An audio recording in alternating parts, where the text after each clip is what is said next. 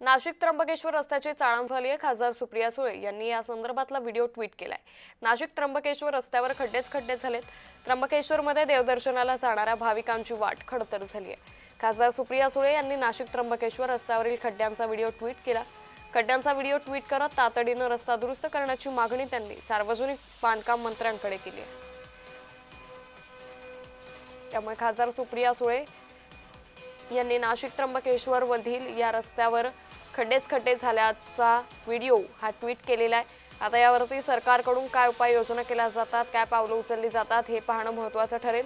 मात्र यावरून आता पवार गटाच्या या नेत्यांनी महायुतीच्या सरकारवर निशाणा साधल्याचं पाहायला मिळत आहे। तर खासदार सुप्रिया सुळे यांनी हा व्हिडिओ ट्विट केलाय। ट्विटच्या माध्यमातून त्यांनी सरकारवर टीका केलेली आहे। नाशिक त्र्यंबकेश्वर रस्त्यावर खड्डे पडलेले आहेत। त्यामुळे त्र्यंबकेश्वरमध्ये देवदर्शनाला जाणाऱ्या भाविकांची वाट ही खडतर झाली आहे।